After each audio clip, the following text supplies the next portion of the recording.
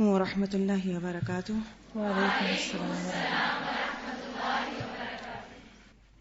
حمد و ثنا، تسبیح و تعریف اس ذات اقدس کے لیے جو تمام عالمین کا رب ہے، جو یکتا ہے، جس کا کوئی شریک نہیں ہے۔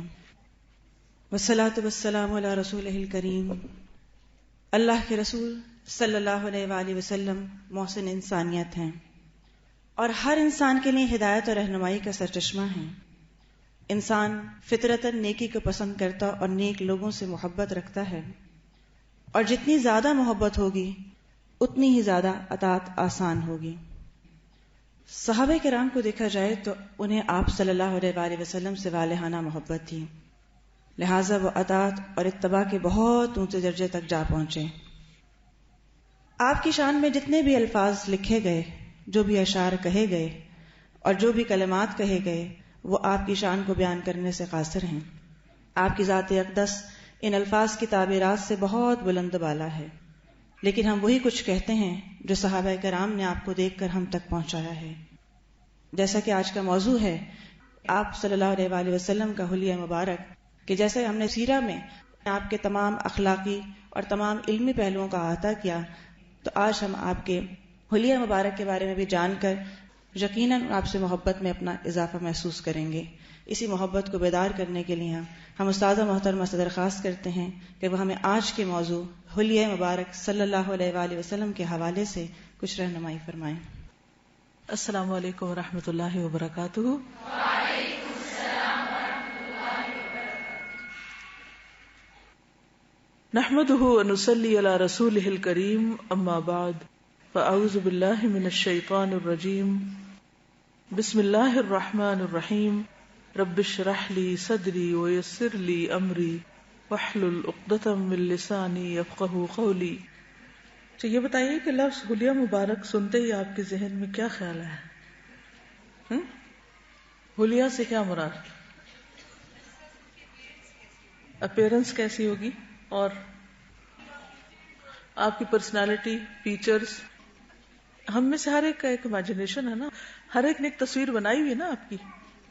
وہ تصویر صحیح ہے یا نہیں، اس کو جاننا ضروری ہے۔ کیوں ضروری ہے؟ آپ کے حلیے کے بارے میں جاننا بھی کیوں ضروری؟ کسی اور کے ساتھ نہ ملا سکے، اچھا، اور اکثر لوگ کہتے ہیں ہم نے خواب میں نبی صلی اللہ علیہ وسلم کو دیکھا تو ہمیں پتہ چل سکے کہ واقعی انہوں نے آپ ہی کو دیکھا یا کچھ اور دیکھا۔ جی ہاں، کچھ لوگ کہتے ہیں کہ آپ صلی اللہ علیہ وسلم جو تھے وہ نور تھے، تو کیا نور سے ایسی تصویر بنتی ہے؟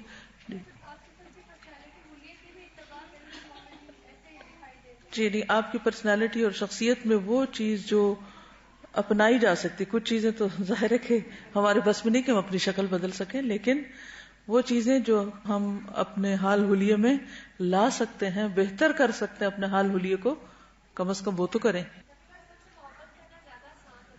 جی ہاں، جس سے بھی انسان محبت کرتا ہے وہ کیا چاہتا ہے کہ اس کو دیکھے، اس کو دیکھنا چاہتا ہے۔ obviously آپ صلی اللہ علیہ وسلم کی کوئی ایسی تصویر بنائی نہیں گئی اور نہ بنانے کی کسی کو اجازت تھی اور نہ ہے، نہ ہوگی، لیکن الفاظ کے ذریعے ہم کافی قریب سے آپ کو دیکھ سکتے ہیں، یعنی الفاظ میں جو آپ کی تصویر بیان کی گئی ہے، تو اس کو پڑھنا، جاننا، سمجھنا اور اس کی روشنی میں آپ کو پہچاننا، یہ بھی ضروری ہے۔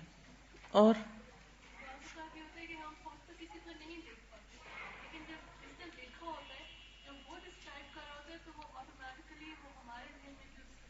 بالکل، بعض چیزیں ہم خود نہیں دیکھ پاتے، لیکن دیکھنے والے جب ایک اچھے طریقے سے اس کو ڈسکرائب کرتے ہیں تو ہم بالکل اس کو قریب قریب دیکھ لیتے ہیں۔ تو صحابہ کرام نے آپ کا حلیہ مبارک کس طرح بیان کیا، آج ہم اس کو انشاءاللہ پڑھیں گے۔ اور پھر یہ ہے کہ اس سے یہ بھی پتہ چلتا ہے کہ صحابہ کرام کو نبی صلی اللہ علیہ وسلم سے کتنی محبت تھی اور کس کس اینگل سے انہوں نے دیکھا اور کن کن الفاظ میں اس کو ڈسکرائب کیا۔ یہ سب دلچسپی کی بات ہے کہ اللہ فضلا کبیرا، اور یہ بالکل سچ بات ہے اور حقیقت ہے کہ آپ صلی اللہ علیہ وسلم کی آمد ہمارے لیے اللہ کا بہت بڑا فضل، احسان اور اس کی رحمت ہے۔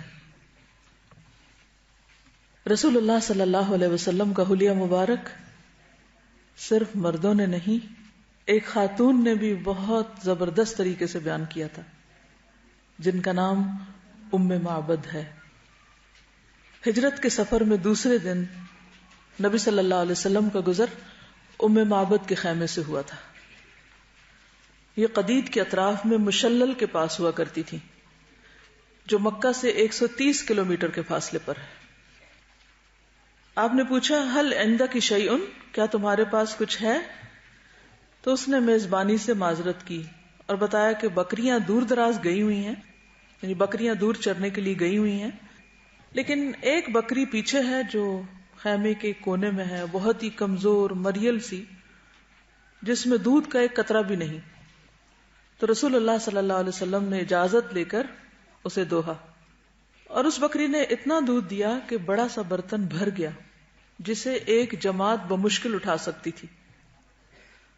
آپ صلی اللہ علیہ وسلم نے ام معبد کو بھی پلایا، وہ آسودہ ہو گئی تو اپنے ساتھیوں کو پلایا، پہلے اس خاتون کو پلایا جن کی وہ بکری تھی، وہ بھی آسودہ ہو گئے تو خود پیا۔ ترتیب ملاحظہ فرمائیے۔ اور دوبارہ دوہ کر برتن بھر دیا اور اسے ام معبد کے پاس چھوڑ کر روانہ ہو گئے۔ جہاں گئے خیر ہی خیر، برکت ہی برکت۔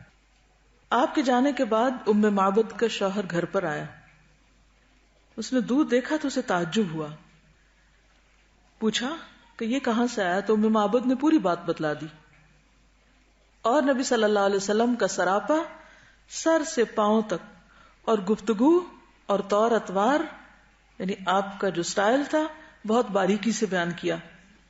اس پر ابو معبد بول اٹھا، یہ تو واللہ صاحب قریش ہے، یہ تو وہی شخص ہے، میرا ارادہ ہے کہ آپ کا ساتھ اختیار کروں، آپ کا صحابی بن جاؤں، اور کوئی راستہ ملا تو ایسا ضرور کروں گا۔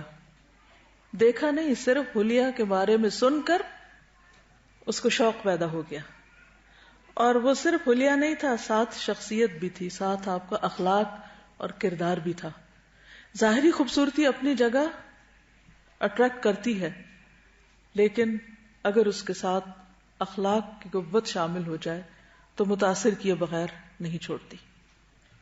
تو ام معبد نے کیا کہا تھا؟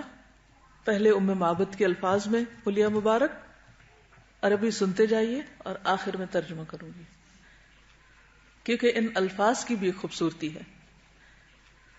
کہتی ہیں ظاہر الوداعۃ ابلج الوجہ حسن الخلق لم تعبہ خجلۃ ولم تزر بہ سعلۃ وسیم قسیم فی عینیہ دعج وفی اشفارہ وطف وفی صوتہ صحل وفی عنقہ سطع احور اکحل ازج اقرن شدید سواد الشعر اذا صمت علاہ الوقار وان تکلم علاہ البہاء اجمل الناس وابہاہم من بعید واحسنہ واحلاہ من قریب حلو المنطق فصل لا نزر ولا حذر کأن منطقہ خرزات نظم یتحدرن ربعة لا تقحمه عين من قصر ولا تشنأه من طول غصن بين غصنين فهو أنظر الثلاثة منظرا وأحسنهم قدرا له رفقاء يحفون به إذا قال استمعوا لقوله وإذا أمر تبادروا إلى أمره محفوظ محشود لا عابس ولا مفند۔ کتنا سمجھ آیا؟ بدوی عورت جو آپ کے نزدیک ان پڑھ ہے، اس کی زبان دیکھیے، الفاظ کا چناؤ دیکھیے کہ سمجھنے کے لیے ڈکشنری کنسلٹ کرنی پڑے، اگر آپ کو کرنی آتی ہو تو۔ کہتی ہیں پاکیزہ روح، پہلے پاکیزگی کا بیان ہے، صاف ستھرا، کشادہ چہرہ، سنجیدہ خو، نہ توند نکلی ہوئی نہ چندیا کے بال گرے ہوئے، زیبا، صاحب جمال، آنکھیں سیاہ اور فراخ، یعنی بڑی آنکھیں. آنکھیں سیاہ اور فراخ، بال لمبے اور گھنے، آواز میں بھاری پن، بلند گردن، روشن مردمک، سرمگی چشم، باریک اور پیوستہ ابرو، سیاہ گھنگریالے بال. جب خاموش ہوتے تو وقار بلند ہو جاتا، بات کرتے تو بات واضح ہو جاتی. دور سے دیکھنے میں سب لوگوں سے زیادہ خوبصورت، بارونق، قریب سے نہایت شیریں و کمال حسین، یعنی بہت زیادہ حسین. شیریں کلام، واضح الفاظ، کلام کمی اور بیشی الفاظ سے معرہ، فالتو باتیں نہیں. تمام گفتگو موتیوں کی لڑی جیسی پروئی ہوئی. درمیانہ قد، نہ کوتاہی سے حقیر نظر آتے، نہ طویل کے آنکھ اس سے نفرت کرتی. دو شاخوں کے درمیان ایسی شاخ کی طرح جو مناسب ہو، زبندہ نہال کی تازہ شاخ، سب منظروں سے اچھا منظر اور سب سے زیادہ عزت والے. رفیق ایسے، یعنی دوست، ان کے ساتھی ایسے کہ ہر وقت اس کے گرد و پیش رہتے ہیں. جب وہ کچھ کہتے ہیں تو چپ چاپ سنتے ہیں، حکم دیتے ہیں تو تعمیل کے لیے جھپٹتے ہیں. مخدوم، مطاع، نہ کوتاہ سخن، نہ ترش رو، نہ فضول گو. انشاءاللہ میں اس کی آگے، چونکہ یہ ساری چیزیں آئیں گی تو وہاں ڈیٹیل بیان کروں گی، لیکن ام معبد نے صرف تھوڑی دیر میں آپ کی تمام خوبصورتی کا کم سے کم الفاظ میں بہترین نقشہ کھینچا، جس میں خلق اور خلق دونوں شامل ہیں. خلق کہتے ہیں جو فیچرز ہیں، اور خلق جو آپ کے عادات ہیں یا آپ کا اخلاق ہے یا آپ کا انداز ہے. صفات اور اخلاق. رسول اللہ صلی اللہ علیہ وسلم جمال خلقت اور کمال اخلاق میں سب سے بلند تھے. اس بارے میں بہت سی احادیث آئی ہیں، یہاں ان کے معنی اور مطالب کا خلاصہ پیش کیا جاتا ہے. چہرے سے شروع کرتے ہیں. چہرہ مبارک اور اس کے متعلقات. رسول اللہ صلی اللہ علیہ وسلم کا چہرہ مبارک گورا، پرکشش، گول، روشن رنگ، سرخی آمیز تھا، یعنی پنکش تھا، 14ویں کی چاند کی طرح جگمگاتا ہوا. جب آپ خوش ہوتے تو چہرہ مبارک اس طرح دمک اٹھتا گویا چاند کا ایک ٹکڑا ہے. دھاریاں اس طرح چمکتی جیسے روشن بادل چمکتا ہے، گویا سورج اس میں دوڑ رہا ہے. اگر آپ رسول اللہ صلی اللہ علیہ وسلم کو دیکھتے تو گویا طلوع ہوتے ہوئے سورج کو دیکھتے، یعنی جب سن رائز ہو رہا ہوتا ہے. چہرے پر پسینہ یوں محسوس ہوتا گویا موتی ہے، اور پسینے کی خوشبو مشک خالص سے بھی بڑھ کر ہوتی. اور جب آپ غصہ ہوتے تو چہرہ یوں سرخ ہو جاتا کہ گویا دونوں رخسار میں انار کے دانے نچوڑ دیے گئے، سخت سرخ. دونوں رخسار ہلکے، پیشانی کشادہ، ابرو یعنی آئی بروز کماندار، باریک اور کامل تھے. باہم ملے ہوئے نہ تھے، الگ الگ تھے، اور کہا جاتا ہے کہ کچھ ملے ہوئے تھے. آنکھیں کشادہ تھیں، ان کی سفیدی میں سرخی کی آمیزش تھی، سرخ ڈورے تھے. پتلی سیاہ تھی، یعنی آنکھوں کا رنگ سیاہ تھا. پلکوں کے بال لمبے اور گھنے تھے. آپ دیکھتے تو کہتے کہ آنکھوں میں سرما لگا رکھا ہے، یعنی نیچرلی اس طرح محسوس ہوتا. حالانکہ آپ سرما لگائے ہوئے نہیں ہوتے تھے. ناک کا بانسا بلند یعنی اوپر کا حصہ اور خمدار تھا، اس پر نور بلند ہوتا محسوس ہوتا تھا. دونوں کان مکمل تھے. منہ خوبصورت اور بڑا تھا. سامنے کے دونوں دانتوں میں ذرا سا فاصلہ تھا. بقیہ دانت بھی الگ الگ تھے، بہت جڑے ہوئے نہیں تھے. دانتوں میں چمک تھی. جب آپ مسکراتے تو ایسا لگتا گویا اولے ہیں، اور جب آپ گفتگو فرماتے تو دانتوں کے درمیان سے نور نکلتا دکھائی دیتا. غرض آپ کے دانت سب سے زیادہ خوبصورت تھے. داڑھی خوبصورت تھی، گھنی، کنپٹی سے کنپٹی تک بھرپور، سینے کو بھرے ہوئے اور بالکل کالی تھی. صرف دونوں کنپٹیوں اور داڑھی بچہ میں چند گنے چنے بال سفید تھے. آخر تک بھی چند گنے ہوئے بال جو تھے اس حصے میں سفید تھے، ادروائز ساری داڑھی سیاہ تھی. کچھ احادیث کی روشنی میں ذرا سی مزید ڈیٹیلز ہم دیکھتے ہیں. بخاری کی روایت میں آتا ہے، کان رسول اللہ صلی اللہ علیہ وسلم احسن الناس وجہا. رسول اللہ صلی اللہ علیہ وسلم لوگوں میں سے سب سے زیادہ حسین چہرے والے تھے. یعنی اس دور میں جتنے بھی لوگ تھے ان میں سب سے زیادہ خوبصورت آپ ہی تھے. اللہ سبحانہ وتعالی نے آپ کو نہ صرف یہ کہ نبوت سے نوازا، بلند ترین اخلاق سے نوازا، انک لعلی خلق عظیم، بلکہ حسن میں بھی کوئی کمی نہ چھوڑی. حسان بن ثابت کہتے ہیں، آپ صلی اللہ علیہ وسلم کی مدح میں وَأَحْسَنُ مِنْكَ لَمْ تَرَ قَطُّ عَيْنِي، کہ آپ سے زیادہ خوبصورت، احسن منك لم تر قط عینی، میری آنکھ نے کبھی دیکھا ہی نہیں، آپ سے زیادہ خوبصورت چہرہ میری آنکھ نے کہیں دیکھا ہی نہیں، کبھی نہیں دیکھا. وہ اجمل منك، اور آپ سے زیادہ جمال والا، خوبصورتی والا، لم تلد النساء، عورتوں نے کبھی جنا ہی نہیں، کسی عورت نے ایسا کوئی بچہ جنم دیا ہی نہیں. خلقت مبرأ من کل عیب، آپ ہر عیب سے پاک پیدا کیے گئے، یعنی آپ کسی قسم کے جسمانی عیب کا شکار نہ تھے، یعنی آپ کے اندر جسمانی طور پر کوئی عیب نہیں تھا. کأنک قد خلقت کما تشاء، آپ اس طرح پیدا کیے گئے گویا آپ نے جیسا خود چاہا کہ مجھے بنایا جائے. کیونکہ کسی بھی انسان کو اگر پوچھا جائے کہ تم کیسے بننا چاہتے ہو تو وہ کوئی کسر چھوڑے گا. لوگ میک اپ کے ذریعے اور پلاسٹک سرجری وغیرہ کے ذریعے اور مختلف حربوں طریقوں سے اپنے آپ کو اپنی مرضی کا بنانے کی کوشش کرتے رہتے ہیں، جو کہ پاسبل نہیں ہوتا. حسان بن ثابت کہتے ہیں کہ نبی صلی اللہ علیہ وسلم کی خوبصورتی میں کسی قسم کی کوئی کمی نہ تھی، گویا آپ سے بڑھ کر کوئی اور خوبصورت نہ تھا. آپ کے چہرے کو سورج اور چاند دونوں سے تشبیہ دی گئی. صحیح مسلم کی روایت ہے کان وجہہ مثل الشمس والقمر وکان مستدیرا، آپ صلی اللہ علیہ وسلم کا چہرہ سورج اور چاند کی طرح گولائی مائل تھا، یعنی مستدیر تھا، لمبا نہیں تھا یا چوڑائی کی طرف زیادہ نہیں تھا بلکہ گولائی لیے ہوئے تھا. ایک اور روایت میں آتا ہے مسند احمد کی، ان ابی ہریرہ قال ما رأیت شیئا احسن من رسول اللہ صلی اللہ علیہ وسلم کان کأن الشمس تجری فی جبہتہ. حضرت ابو ہریرہ سے روایت ہے کہ میں نے رسول اللہ صلی اللہ علیہ وسلم سے زیادہ حسین کوئی چیز نہیں دیکھی، گویا کہ سورج آپ کے چہرے میں گھوم رہا ہو. تشبیہ دے رہے ہیں. رنگ کے بارے میں صحیح مسلم کی روایت میں آتا ہے کان ابیض ملیحا، آپ کا رنگ سفید لیکن ملاحت دار تھا. وائل بن حجر سے روایت ہے کہ انہوں نے رسول اللہ صلی اللہ علیہ وسلم کے پیچھے نماز پڑھی، آپ نے جہری آمین کہی، دائیں بائیں سلام پھیرا، یہاں تک کہ میں نے آپ کے رخسار کی سفیدی دیکھی. یعنی داڑھی تھی لیکن آپ کے جو رخسار تھے یا گال تھے وہ نظر آتے تھے، چمکتے تھے، سفید رنگ کے تھے.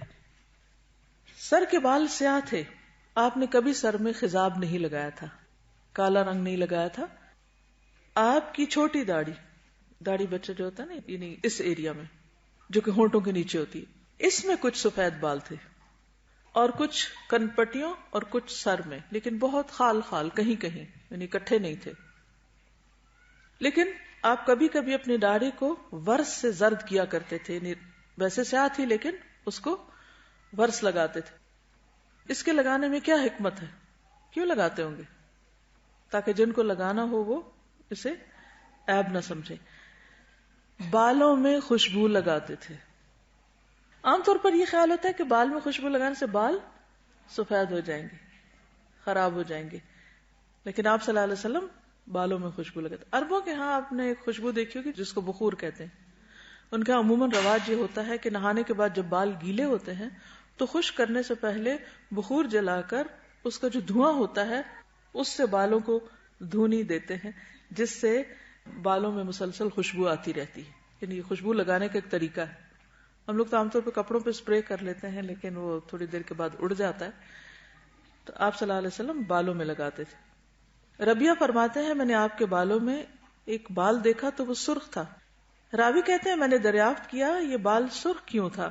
کہا گیا کہ خوشبو سے سرخ ہو گئے، یعنی خوشبو کا رنگ تھا جو لگانے سے وہ اس میں سٹریک آ گئی. اعضاء اور اطراف، آپ کے اعضاء لمس اور سائڈ، سر، گردن اور بال. سر متوازن انداز میں بڑا اور گردن نہایت خوبصورت اور لمبی تھی. بال دونوں کانوں کے نصف یا لو تک ہوا کرتے تھے، یعنی یہاں تک، اور کبھی کبھی اس سے نیچے بھی، اور کبھی دونوں کندھوں کو چھوتے بھی تھے، یعنی اس سے بھی لمبے ہوتے تھے. چند بال پیشانی کے بھی سفید تھے مگر اتنے کم کہ سر اور داڑھی ملا کر کل 20 بال بھی سفید نہ تھے. یہ یاد رکھیے کہ 20 بال تک بھی سفید نہ تھے. کیونکہ بعض اوقات لوگ کہتے ہیں ہم نے خواب میں آپ کو دیکھا، پوچھتے کیا دیکھا؟ سفید داڑھی تھی اور سفید رنگ تھا. بھئی یہ حضور صلی اللہ علیہ وسلم نہیں تھے، کیونکہ آخر تک بھی آپ کے 20 سے زیادہ سفید بال نہیں تھے جو مختلف جگہوں پر تھے. سر کے بال ذرا ذرا سے گھنگریالے تھے. آپ ناغے سے سر اور داڑھی میں کنگھی فرماتے اور سر کے درمیان سے مانگ نکالتے، سینٹر سے. اعضاء اور اطراف ہڈیوں کے سرے مثلاً کوہنیاں، کندھے اور گھٹنے بڑے بڑے تھے. کلائیاں بڑی بڑی اور ان کے جوڑ لمبے تھے. ہتھیلیاں اور قدم کشادہ تھے. تلوا گہرا نہیں تھا. تلوا کیا ہوتا ہے؟ جی، یعنی اس میں آرچ زیادہ نہیں تھی. دونوں ہاتھ حریر اور دیباج سے زیادہ نرم، بہت سافٹ، برف سے زیادہ ٹھنڈے، یعنی آپ کے ہاتھ ٹھنڈے رہتے تھے، اور مشک سے زیادہ خوشبودار تھے. کوہنی سے اوپر اور نیچے دونوں بازو اور اطراف بھاری بھرکم تھے، یعنی یہ جگہ ذرا ہیوی تھی. ایڑیاں اور پنڈلیاں ہلکی تھیں. دونوں کندھوں کے درمیان دوری تھی، چوڑے تھے یعنی کندھے. اطراف لمبے، سینہ کشادہ اور بالوں سے خالی تھا. صرف لبے سے ناک تک بالوں کی ایک لکیر تھی، یعنی کہ اوپر سے نیچے تک بیچ میں ایک چھوٹی سی لائن تھی. اس کے علاوہ شکم اور سینے پر بال نہیں تھے. کندھے اور اس سے متصل بازو پر البتہ بال تھے، کندھے اور بازو کی طرف تھے. سینہ اور شکم برابر تھے، نہیں اوپر نیچے سے ایک تھے، اسٹریٹ، آگے نہیں تھا پیٹ بڑا ہوا. بغل کا رنگ مٹیالہ تھا اور پیٹھ ایسی تھی گویا ڈھلی ہوئی چاندی، یعنی سفید. صحیح بخاری کی روایت میں آتا ہے کان النبی صلی اللہ علیہ وسلم ضخم الیدین لم ار بعدہ مثلہ. نبی صلی اللہ علیہ وسلم کے دونوں ہاتھ اس طرح گوشت سے بھرے ہوئے تھے کہ آپ کے بعد میں نے کسی کا ہاتھ اس طرح کا نہیں دیکھا. یعنی ہیوی تھے ہاتھ، پتلے نہیں تھے، سوکھے نہیں تھے، یا ہڈیاں نہیں نظر آتی تھی، بلکہ کیا تھا، مضبوط ہاتھ تھے، بھاری ہاتھ تھے. ضخم الیدین. کان دلیع الفم اشکل العینین. نبی صلی اللہ علیہ وسلم فراخ دہن تھے، یعنی آپ کے منہ کا جو دہانہ تھا وہ کھلا تھا. آپ کی آنکھوں کی سفیدی میں سرخ ڈورے پڑے ہوئے تھے، یعنی آنکھوں میں جو سفید حصہ ہے اس میں سرخ سرخ لائنیں نظر آتی تھی. اب تصویر بناتے جائیں اپنے ذہن میں، کاغذ پہ نہیں. مسند احمد کی روایت میں ہے رسول اللہ صلی اللہ علیہ وسلم کا سر مبارک بڑا، آنکھیں موٹی، پلکیں لمبی، آنکھوں میں سرخی کے ڈورے، گھنی داڑھی، کھلتا ہوا رنگ اور ہاتھ پاؤں بھرے ہوئے تھے، بھرے بھرے تھے. خوبصورت جسم والے تھے، اس قدر صاف شفاف گویا کہ چاندی سے آپ کا بدن مبارک ڈھالا گیا. یعنی صفائی اور پاکیزگی کا خاص طور پر ذکر ہے. اوپر داغ دھبے وہ نشان وشان نہیں تھے. قد و قامت اور جسم، آپ کا قد خوبصورت، قامت معتدل اور پیکر سیدھا تھا.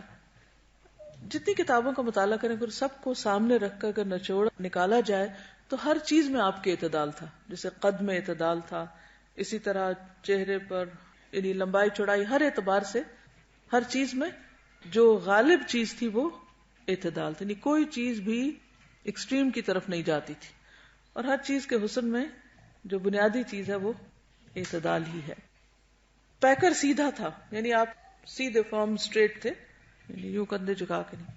نہ آپ ناٹے تھے نہ لمبے تڑنگے. ناٹے میں تو چھوٹے قد کے نہیں تھے اور بہت ٹال بھی نہیں تھے، لیکن طول سے قریب تر تھے، یعنی نچلی طرف سے زیادہ اوپر کی طرف یعنی قد نکلتا تھا.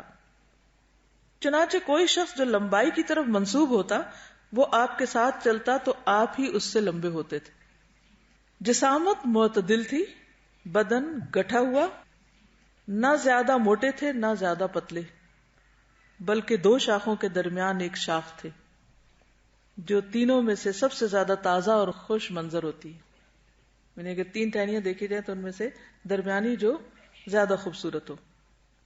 خوشبو، آپ کا جسم، پسینہ اور اعضاء تمام خوشبوؤں سے زیادہ خوشبودار تھے.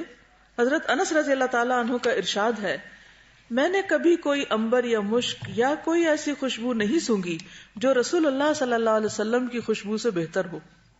اب دیکھیں کہ ہر انسان کی ایک خوشبو یا بو ہوتی ہے، ایک جیسے بچے کو اگر آپ اٹھائیں تو اس کی ایک اور طرح کی خوشبو ہوتی ہے. اسی طرح مختلف لوگوں کے پاس بیٹھیں تو آپ کو مختلف طرح کی ایک فیلنگ آتی ہے. اس میں ویسے بھی وائبز ہوتی ہیں ان کی شخصیت کی، کبھی روب ہوتا ہے اور کبھی آپ کو خوف ہوتا ہے اور کبھی محبت ہوتی ہے اور کبھی ان کے پاس بیٹھ کے آپ کو ریپلشن بھی ہوتی ہے، اور خصوصاً اگر جسم سے کسی کے بو آ رہی ہو. اور اس بو کا تعلق کسی بیماری سے بھی ہو سکتا ہے، اور اندر کی جو انسان کا دل ہے اس کے اندر جو نفرتیں اور گھمنڈ اور تکبر اور جو اندر کی بدصورتی ہے اس کی بھی ایک فیلنگ ہوتی ہے. جو لوگ اندر سے پاکیزہ ہوتے ہیں، پاکیزہ خیالات والے ہوتے ہیں اور اچھے اخلاق والے ہوتے ہیں، اچھی سوچ والے ہوتے ہیں، مثبت سوچ رکھتے ہیں، ان کی فیلنگ مختلف ہوگی بنسبت ان کے کہ جو اندر سے حسد سے بھرے ہوئے، نفرتوں سے بھرے ہوئے، گرجز پالے ہوئے. ان کے پاس بیٹھ کے آپ کو مختلف طرح کی فیلنگ آئے گی. تو ہر انسان کی ایک جسمانی کیفیت کا اثر دوسرے پر ضرور پڑتا ہے، اور اس بارے میں ہر ایک کو کانشیس بھی ہونا چاہیے کہ کہیں ہمارے منہ کی بو سے یا ہمارے جسمانی بو سے کسی دوسرے کو اذیت تو نہیں ہو رہی. بہت سے لوگوں کے ریلیشن شپ اس بنا پر بھی خراب ہوتے ہیں. تو ہمیں اپنی ذات سے بھی دوسروں کے لیے باعث اذیت نہیں بننا چاہیے. حضرت جابر کہتے ہیں آپ صلی اللہ علیہ وسلم کسی راستے سے تشریف لے جاتے اور آپ کے بعد کوئی اور گزرتا تو آپ صلی اللہ علیہ وسلم کی خوشبو کی وجہ سے ضرور جان جاتا کہ آپ یہاں سے گزرے ہیں. آپ صلی اللہ علیہ وسلم کسی آدمی سے مصافحہ فرماتے تو وہ دن بھر اس کی خوشبو محسوس کرتا، اور آپ صلی اللہ علیہ وسلم کسی بچے کے سر پر اپنا ہاتھ پھیرتے تو اس کی خوشبو کی وجہ سے وہ بچوں کے درمیان پہچان لیا جاتا. حضرت ام سلیم رضی اللہ تعالی عنہا نے آپ کا پسینہ ایک شیشی میں محفوظ کر رکھا تھا، اسے خوشبو میں ڈالتی تھی کیونکہ وہ سب سے عمدہ خوشبو تھی. اس کے علاوہ آپ کو خوشبو پسند بھی بہت تھی، آپ خوشبو پسند کرتے تھے. ایک روایت میں آتا ہے رسول اللہ صلی اللہ علیہ وسلم کے پاس سکہ یعنی خوشبوؤں کا مجموعہ تھا جس سے آپ خوشبو لگاتے تھے، یعنی ایک خوشبو کے اندر آپ نے بہت سی جمع کر رکھی تھی. آپ صلی اللہ علیہ وسلم خوشبو کا تحفہ واپس نہیں کرتے تھے، لوٹاتے نہیں تھے، یعنی قبول کر لیتے تھے. ایک اور روایت میں آتا ہے مسلم کی، نبی صلی اللہ علیہ وسلم کا رنگ کھلتا ہوا تھا، پسینہ موتیوں کی طرح تھا، جب چلتے تو پوری قوت سے چلتے، اور میں نے کوئی ریشم و دیبا یا کوئی دوسری چیز نبی صلی اللہ علیہ وسلم سے زیادہ نرم نہیں چھوئی. یعنی کسی چیز ہوتا ہے نا ایک ٹچ ہوتا ہے کہ کسی بھی ایسی چیز کو ہاتھ نہیں لگایا جو آپ سے زیادہ نرم ہو. میں نے کوئی عنبر یا کوئی دوسری خوشبو نبی صلی اللہ علیہ وسلم کی مہک سے زیادہ عمدہ نہیں سونگی. ایک اور روایت میں آتا ہے نبی صلی اللہ علیہ وسلم کی خدمت میں ایک ڈول پیش کیا گیا، نبی صلی اللہ علیہ وسلم نے اس میں سے کچھ پانی پیا اور ڈول میں کلی کی، پھر اس کو کنویں میں الٹا دیا گیا جس سے وہ کنواں مشک کی طرح مہکنے لگا. ہو سکتا ہے کہ آپ لوگوں کے لیے یہ چیزیں بڑی انوکھی ہوں کیونکہ اب دنیا میں کوئی ایسا شخص ہے نہیں کہ جہاں سے آپ تصدیق کر سکیں کہ کیا واقعی ایسا ہوتا ہے. تو یہ سب کچھ بحیثیت نبی، بحیثیت انسان اور بحیثیت ایک مقدس ہستی کے اللہ تعالیٰ نے آپ کو دوسروں کے مقابلے میں وافر مقدار میں دیا گیا، اور یہ آپ کے معجزات میں سے بھی ہو سکتا ہے. اگر صحابہ کرام نے اس میں کوئی مبالغہ رائے کی ہوتی تو دوسرے انکار کر دیتے کہ یہ تم کیا کہہ رہے ہو، ایسا تو تھا ہی نہیں. تو یہ ایک نہیں بے شمار ایسی روایات ہیں اور صحیح روایات ہیں جن کا نچوڑ اور خلاصہ آپ کے سامنے رکھا جا رہا ہے. نبی صلی اللہ علیہ وسلم جب دھونی لیتے تھے تو عود کی لیتے تھے، جس میں اور کسی چیز کو نہ ملاتے تھے، لیکن کبھی عود میں کافور ملا لیتے تھے. حضرت عائشہ کہتی ہیں کہ میں رسول اللہ صلی اللہ علیہ وسلم کو احرام باندھنے سے قبل میرے پاس جو عمدہ قسم کی خوشبو ہوتی تھی ان میں سے سب سے اعلیٰ قسم کی خوشبو لگاتی، یہاں تک کہ میں آپ صلی اللہ علیہ وسلم کی داڑھی اور سر مبارک میں اس کی چمک دیکھتی. یعنی اتنی زیادہ وہ لگاتی تھی کہ وہ خوشبو اوپر جیسے تیل کی طرح چمکتی ہوئی نظر آتی تھی. بہت زیادہ استعمال کرتے تھے خوشبو اور عمدہ خوشبو. بعض لوگ خوشبو تو لگا لیتے ہیں لیکن اس سے دوسروں کو سر درد ہو جاتی ہے، شاید ان کی اپنی چوائس ہی ایسی ہوتی ہے یا ان کو خود محسوس نہیں ہوتا انہوں نے کیا لگایا ہوا ہے، لیکن دوسروں کے لیے وہ خوشبو بھی تکلیف دہ ہوتی. تو اس کا بھی خیال رکھیں کہ آپ کیا لگا رہے ہیں، کہ اس کا نتیجہ کیا ہوگا، افیکٹ کیا ہوگا. رفتار. رسول اللہ صلی اللہ علیہ وسلم بہت تیز رفتار تھے، تیز چلتے تھے. بازار میں چلنے والے شخص کی رفتار سے چلتے تھے. درماندہ اور سست نہ تھے. کیا نہ تھے؟ درماندہ یعنی تھکے ہارے، ٹائرڈ، ایسے نہیں تھے. اور سست نہ تھے. کوئی آپ کا ساتھ نہ پکڑ پاتا، یعنی آپ کے ساتھ جو چلتے تھے وہ تھک جاتے. حضرت ابو ہریرہ رضی اللہ عنہ فرماتے ہیں، میں نے کسی کو رسول اللہ صلی اللہ علیہ وسلم سے بڑھ کر تیز رفتار نہیں دیکھا. گویا زمین آپ کے لیے لپیٹ دی جاتی تھی. ہم تو اپنے آپ کو تھکا مارتے اور آپ بے پرواہی سے چلتے رہتے تھے، یعنی آپ کو پتہ ہی نہیں چلتا تھا، آپ کو فکر ہی نہیں ہوتی تھی، یا آپ کو اسٹریس لے کے نہیں چل رہے ہوتے تھے. کیونکہ ہمیں اگر تیز چلنا پڑے تو ہمیں تو ایفرٹ لگانی پڑے، کانشیسلی چلنا پڑے، لیکن آپ کی وہ ایک روٹین تھی، نارمل بات تھی آپ کے لیے. آپ صلی اللہ علیہ وسلم جب قدم رکھتے تو پورا قدم رکھتے. تلوے میں گہرائی نہ تھی. جب مڑتے تو پورے مڑتے. سامنے ہوتے تو مکمل، پیچھے مڑتے تو مکمل.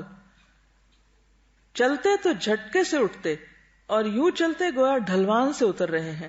پھر جھٹکے سے پاؤں اٹھاتے اور نرمی سے چلتے، یعنی پاؤں گھسیٹ گھسیٹ کر نہیں چلتے تھے.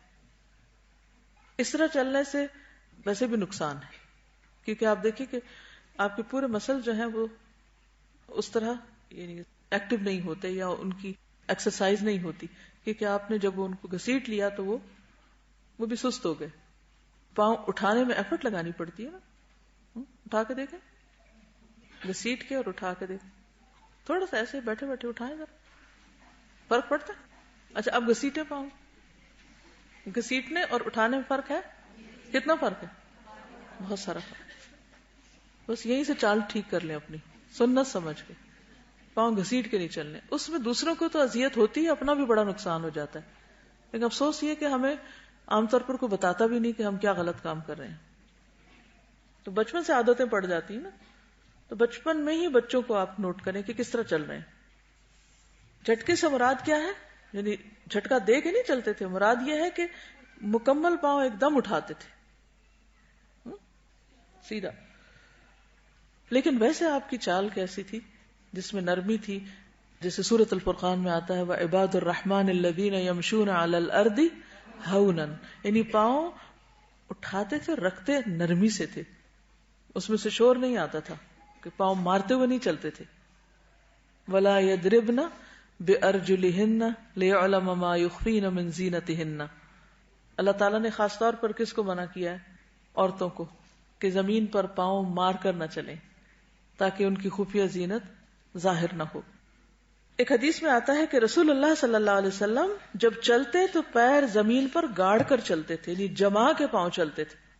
اذا مشى تکفأ، جب آپ چلتے تو آگے جھکتے ہوئے دباؤ ڈال کر چلتے تھے. ایسے چلتے گویا ڈھلوان سے اتر رہے ہیں، یعنی جما کے مضبوط. اور پورا پاؤں اٹھا کے پورا رکھتے تھے، یعنی یوں نہیں جاتے تھے بلکہ اوپر نیچے. ٹھیک ہے. اور پھر یہ کہ سستی اور ڈھیلا پن نہیں، اور جیسے نا کہ کندھے جھکے ہوئے نہ ہو. ایک اور روایت میں آتا ہے کہ آپ چلتے ہوئے ادھر ادھر نہیں دیکھتے تھے، سامنے دیکھتے تھے. اذا مشى لم يلتفت، جب چلتے تو بلا ضرورت ادھر ادھر نہ دیکھتے. اس کا کیا نقصان ہوتا ہے جب ہم چلتے ہوئے ادھر دیکھ رہے ہوتے ہیں؟ ٹکر مارتے ہیں اور دوسروں کو تکلیف دیتے ہیں. جی، مقصد پہ فوکس نہیں. حدیث میں آتا ہے کہ جب رسول اللہ صلی اللہ علیہ وسلم چلتے تو صحابہ آپ کے آگے چلتے اور آپ کی پشت فرشتوں کے لیے چھوڑ دیتے. He was a leader like a shepherd. shepherd کس طرح چلتا ہے؟ کہاں چلتا ہے؟ پیچھے چلتا ہے اور ریوڑ کو آگے رکھتا ہے. آواز اور گفتگو. رسول اللہ صلی اللہ علیہ وسلم کی آواز میں ہلکا سا بھاری پن تھا اور آپ شیریں گفتار اور باوقار تھے. خاموش رہتے تو باوقار، گفتگو کرتے تو پرکشش، بول ایسے گویا لڑی سے موتی جھڑ رہے ہیں. بات شروع کرتے تو اس کا پورا احاطہ کر کے ختم فرماتے. گفتگو دو ٹوک ہوتی. اچھا بعض لوگ ہوتے ہیں نا کہ ایک بات شروع کرتے ہیں، ابھی وہ پوری نہیں ہوتی تو اس کے اندر سے ایک اور شاخ نکال لیتے ہیں، ابھی وہ آدھی نہیں ہوتی تو اس میں سے ایک اور نکال لیتے ہیں. اینڈ آف دا ڈے یہ سمجھ نہیں آتی کہ موضوع کیا تھا. بات تھی کیا، لیکن آپ ایک بات پوری مکمل کرتے تھے. گفتگو دو ٹوک ہوتی، نہ مختصر نہ فضول، یعنی اتنی کم بھی نہیں کہ بندے کو بات ہی نہ سمجھے کہ کیا کہا، دوسرا حیران پریشان ہے، اور نہ اتنی لمبی کہ سمجھنا ہے کہ شروع کہاں سے ہوئی تھی. ہر حرف واضح ہوتا، مخارج بہت اچھے تھے. آپ صلی اللہ علیہ وسلم فصیح و بلیغ اور رواں طبیعت تھے. نکھرے ہوئے کلمات بولتے تھے، نکھرے ہوئے یعنی الفاظ کھاتے نہیں تھے. بعض ہوتے ہیں نا، یا تو شروع جملہ ٹھیک بولتے ہیں، آخر میں گول کر جاتے ہیں. بعض لوگ لفظ کا ابتدائی حصہ ٹھیک بولتے ہیں، آدھے کے بعد ڈراپ کر دیتے ہیں، سمجھ نہیں آتی کیا کہا. بعض لوگ ناک میں بولتے ہیں، بعض اوقات یعنی پوری بات سمجھ نہیں آتی کہ کہا کیا گیا. آپ دیکھیے کہ خاص طور پر اگر آپ دین کا کام کر رہے ہیں تو آپ کو میسج کنوے کرنے کے لیے، چاہے پوئٹری میں ہو یا نثر یا نظم، کچھ بھی ہو، بات واضح کرنی، خواہ لکھنے میں کیوں نہ ہو. بعض لوگ ڈیزائننگ کرنے لگتے ہیں تو وہ ڈیزائن اتنے چھا جاتے ہیں کہ پتہ نہیں چلتا کہ یہ ڈیزائن بنا کس لیے، کیا میسج ہے.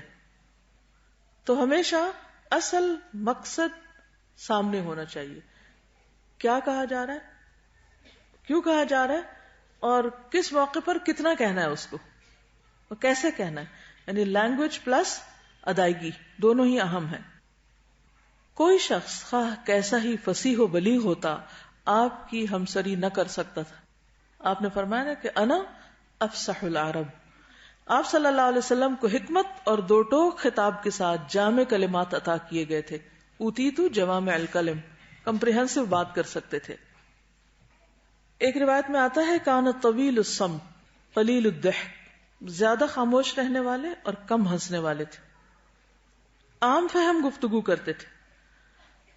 کان کلامہ کلاما فصلا، آپ کا کلام جدا جدا ہوتا کہ ہر سننے والا آپ کی بات کو سمجھ لیتا. گفتگو میں ٹھہراؤ ہوتا، ٹھہر ٹھہر کے بات کرتے. ترتیل اور ترسیل دو لفظ یاد رکھیے، ترتیل اور ترسیل، صحیح پنکچویشن اور صحیح وقفے. آپ کی گفتگو گنی جا سکتی تھی، یعنی اگر آپ کی زبان سے نکلے ہوئے الفاظ کو گننا چاہتا تو گن سکتا تھا. ضروری بات 3 دفعہ دہراتے تھے تکرار کے لیے، لیکن 3 دفعہ سے زیادہ نہیں، یہ بھی یاد رکھیے. ایک اور حدیث میں آتا ہے کان لا یراجع بعد 3، 3 کے بعد نہیں دہراتے تھے. ٹھیک ہے، دوسروں کی سمع خراشی کرنے والی بات ہو جاتی. گفتگو کرتے ہوئے آسمان کی طرف نظر اٹھاتے. کچھ لوگ بات کرتے ہیں تو نیچے ہی دیکھتے رہتے ہیں، اس کو وہ شرم و حیا اور غض بصر اور اخلاق اور احترام اور سب کچھ سمجھتے ہیں اور دوسرے کو بیزار کرتے ہیں. احترام اپنی جگہ ہے، لیکن بات انسان کو دوسرے کے لیول پہ کرنی چاہیے. تو اوپر دیکھتے تھے مراد یہ ہے کہ نیچے کی زمین کو دیکھ کے بات کرنے کی بجائے اس کا رخ، یعنی اگر دیکھنا ہی ہوتا تو سامنے کے بعد نیچے نہیں اوپر. اس سے فرق پڑتا ہے. یعنی جب آپ بات کرتے کرتے ایسے کر لیتے ہیں تو گھبراہٹ ہوتی دوسرے کو، لیکن اگر بات کرتے کرتے آپ تھوڑا اوپر دیکھ لیتے ہیں تو اس سے ایک امیجنیشن یا تخیل میں ہلکا سا جانے کا ایک افیکٹ ملتا ہے جو خوبصورت بنا دیتا ہے گفتگو کو.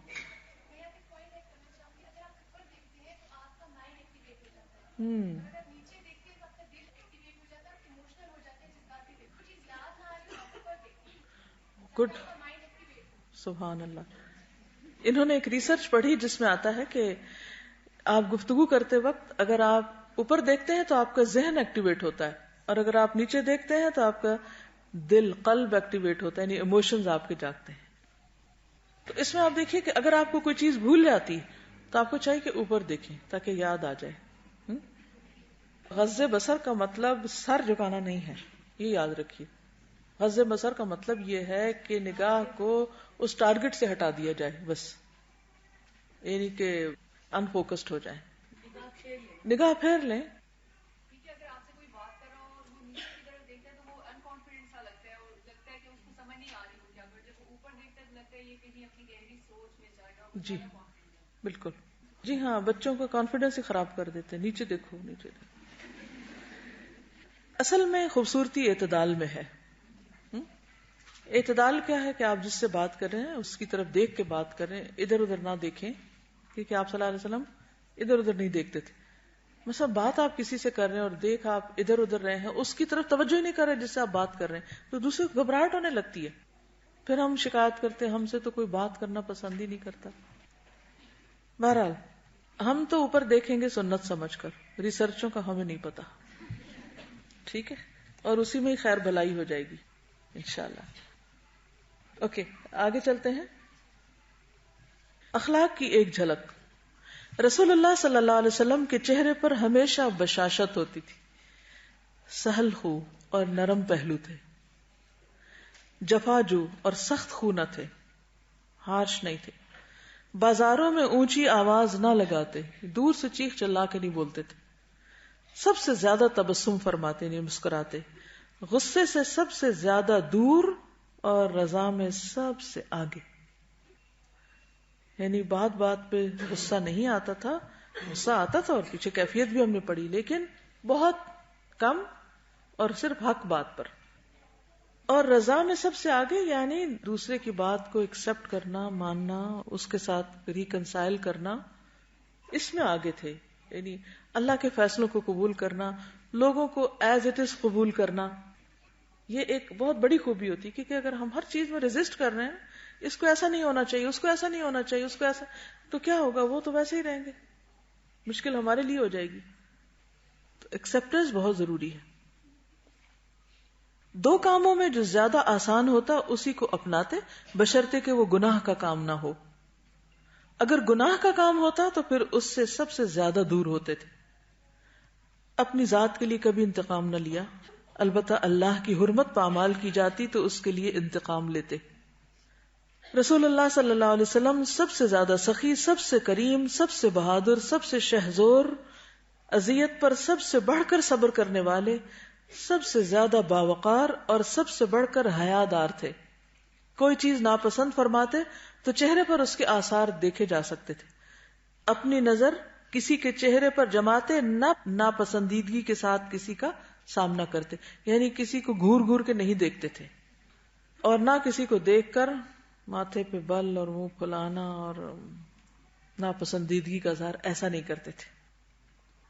ہم لوگ ذرا سا کوئی مرضی کے خلاف بات ہو تو ایک دم ہمارے چہروں پہ آ جاتی، ایسے ہی ہوتا ہے نا، فوراً ہمارا چہرہ بگڑنے لگتا ہے. کیا یہ سنت کی پیروی ہے؟ نہیں نا، کنٹرول کرنا ہے نا ہمیں. ٹھیک ہے، ہر وقت ہر ایک کی ہر بات اچھی نہیں لگ سکتی اور نہ ہو سکتی.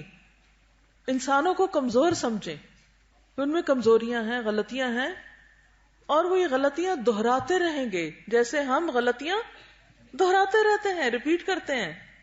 دوسرے بھی اسی طرح ہیں، ان کو بھی آپ سپیس دیں، انہیں بھی کرنے دیں. ہمارا موڈ آف کیوں ہوتا ہے؟ مثلا بچے ہیں گھر میں اور لوگ ہیں، کس وقت آف ہوتا ہے ہمارا موڈ؟ جب ہم ایک دفعہ کسی کو کوئی بات بتاتے ہیں اور وہ نہیں مانتا تو پھر ہمارا چہرہ بگڑتا ہے، پھر ہماری زبان کھلتی، پھر اس کے بعد ہاتھ اٹھتا ہے، پھر کوئی فرنیچر اٹھ جاتا ہے یا کچھ اور. اور بعض لوگ تو پہلے ہی درجے پہ آخری مرحلے پہ پہنچے ہوتے ہیں. لیکن نبی صلی اللہ علیہ وسلم کا چہرہ ایسا نہیں ہوتا تھا. اچھا، مومن کا چہرہ ہے. ہم سب کو ایک دوسرے کے چہروں کو ہوا دیتے رہنا چاہیے کہ ٹھیک ہو جائیں. اچھا، اس کا طریقہ کیا ہوگا؟ کیسے دوسرے کے چہرے کو آپ ٹھیک کر سکتے ہیں؟ اسمائل دے کے. جب آپ اسمائل کریں گے تو اس کو مجبوراً اسمائل کرنا پڑے گا، اور اگر پھر نہ کرے تو کیا کریں گے؟ پھر دوبارہ اسمائل کریں حتیٰ کہ وہ کرنے لگے. سب سے زیادہ عدل کرنے والے، پاک نفس اور پاک دامن، سچائی کے علم بردار اور بڑے امانت دار تھے. نبوت سے پہلے ہی امین کے لقب سے مشہور تھے. سب سے زیادہ متواضع اور تکبر سے دور تھے. سب سے بڑھ کر عہد کے پاسدار، سب سے عظیم شفقت اور رحمت والے، سب سے عمدہ معاشرت اور ادب والے، سب سے زیادہ کشادہ اخلاق، فحش اور لعنت ملامت سے سب سے زیادہ دور، جنازوں میں تشریف لے جاتے، فقراء اور مساکین کے ساتھ بیٹھتے، غلام کی دعوت قبول کرتے، کھانے اور لباس میں ان پر برتری نہ اختیار فرماتے.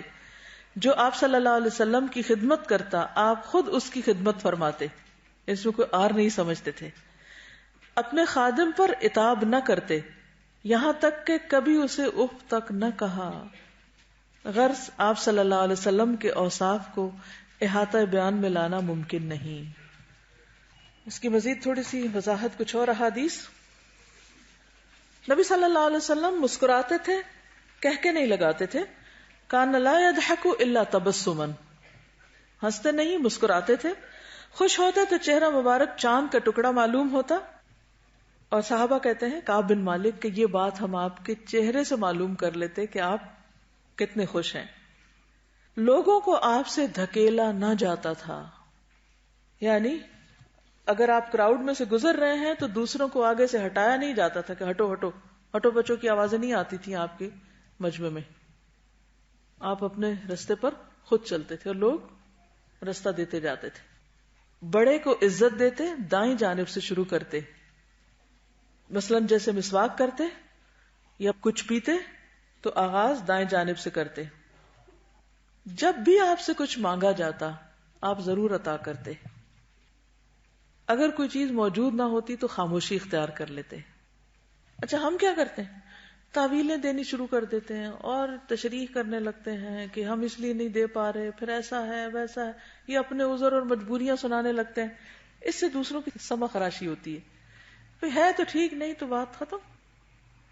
ہدیہ قبول کرتے اور بدلہ دیتے تھے. جب پہلا پھل لایا جاتا تو برکت کی دعا کرتے اور چھوٹے بچے کو دیتے تھے. اچھا ہم جب ایک اصول بنا لیتے نا کہ دائیں جانب سے شروع کرنا ہے، پھر ہر چیز میں دائیں جانب ہماری ہوتی ہے. اس میں پھر ہم اس اصول سے خلاف نہیں جاتے. تو بعض جگہ پر بعض چیز آپ نے بڑے کو پہلے دی، بعض چیز آپ نے چھوٹے کو پہلے دی. مثلا نیا پھل آپ چھوٹے کو پہلے دیتے. کیوں؟ ہاں بالکل، بچے انتظار نہیں کر سکتے، ان کو جلدی ہوتی. لیکن بعض چیزیں ان میں آپ نے اس چیز کی ترتیب کا لحاظ رکھا تو آپ نے دائیں طرف سے اس کو شروع کیا. جیسے خاص طور پر اگر ایک پراپر مجلس ہوتی. ابو ہریرہ کہتے ہیں کہ لوگ جب پہلا پھل دیکھتے تو رسول اللہ صلی اللہ علیہ وسلم کی خدمت میں پیش کرتے تھے. آپ یہ دعا پڑھتے، اے اللہ ہمارے لیے ہمارے پھلوں، ہمارے شہر، ہمارے سا اور مد یعنی پیمانوں میں برکت پیدا فرما. اے اللہ ابراہیم علیہ السلام تیرے دوست، بندے اور نبی تھے. انہوں نے تجھ سے مکہ کے لیے دعا کی تھی. میں بھی تیرا بندہ اور نبی ہوں. میں تجھ سے مدینہ کے لیے وہی کچھ مانگتا ہوں جو انہوں نے مکہ کے لیے مانگا تھا، بلکہ اس سے دگنا. آپ دیکھیے کہ ہم کہتے نہیں یہ تو ادب کے خلاف ہو جائے گا اور مکہ تو اس میں اللہ کا گھر ہے اور ہم اس سے زیادہ کیسے مانگ سکتے ہیں کہ اللہ ہمارے شہر کو بھی برکت دے دے. لیکن آپ صلی اللہ علیہ وسلم نے مدینہ کے لیے مکہ سے بھی بڑھ کے برکت مانگی اور اللہ نے اس میں برکت ڈالی.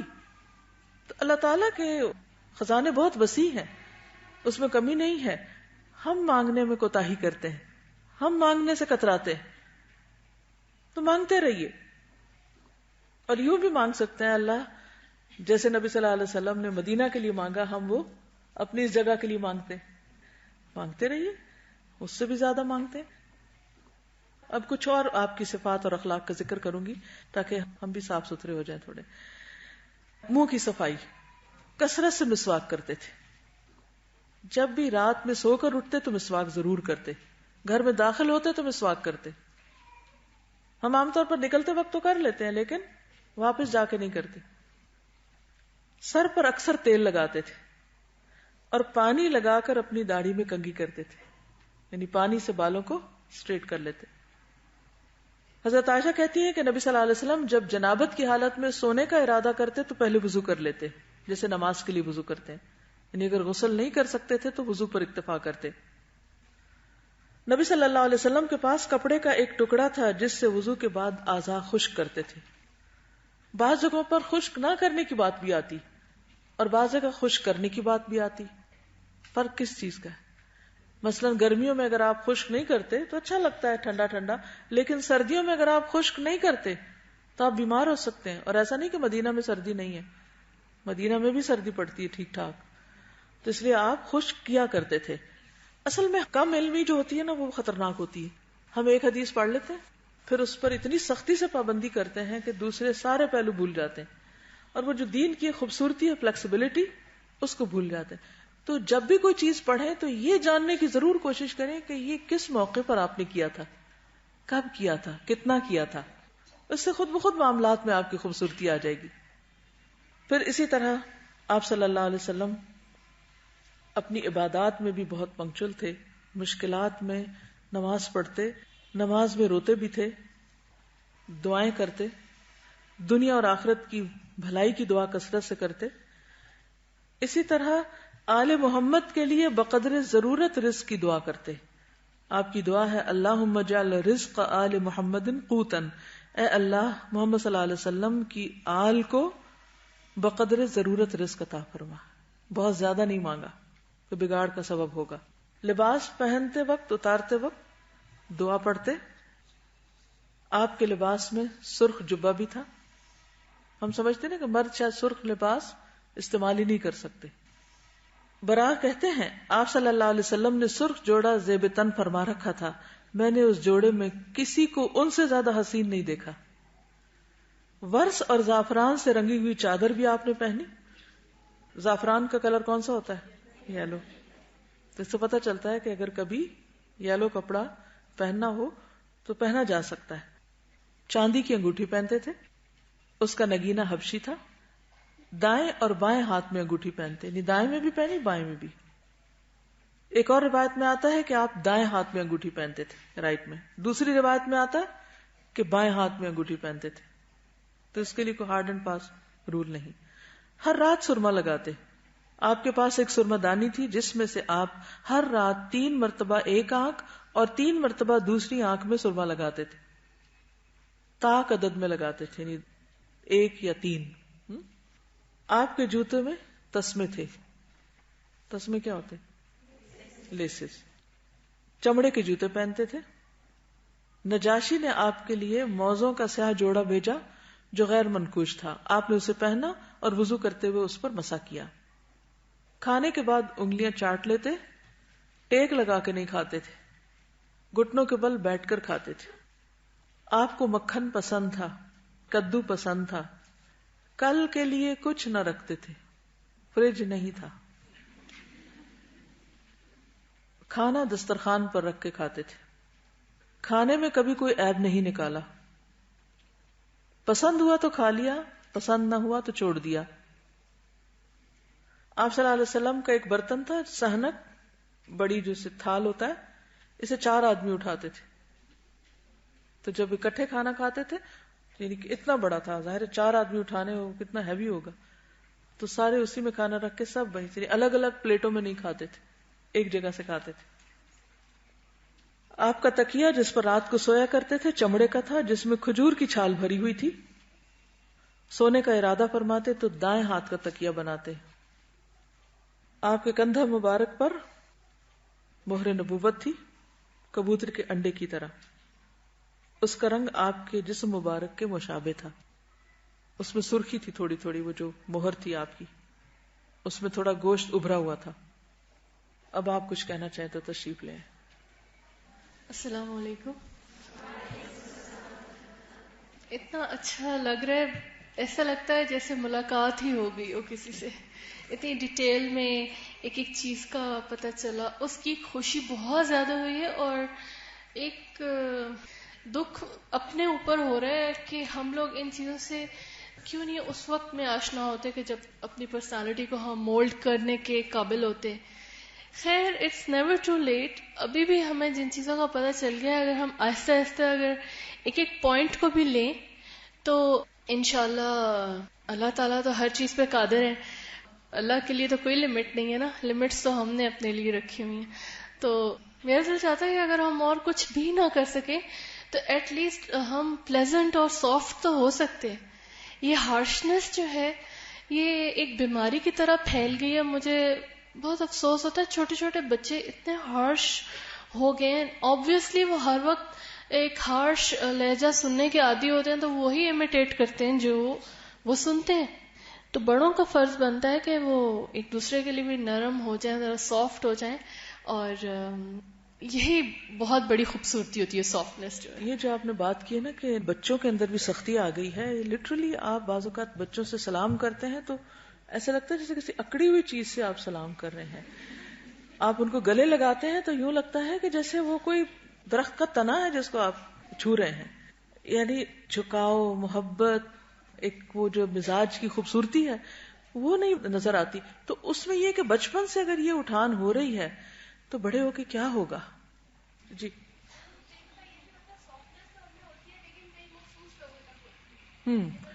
بالکل. یعنی سافٹنس ہوتی بھی ہے تو صرف چند لوگوں کے لیے ہوتی ہے، باقی سب کے لیے ہم سیسا پلائی ہوئی دیوار ہیں. اوکے. سبحانک اللہم و بحمدک نشہد ان لا الہ الا انت نستغفرک و نتوب الیک. السلام علیکم و رحمۃ اللہ وبرکاتہ.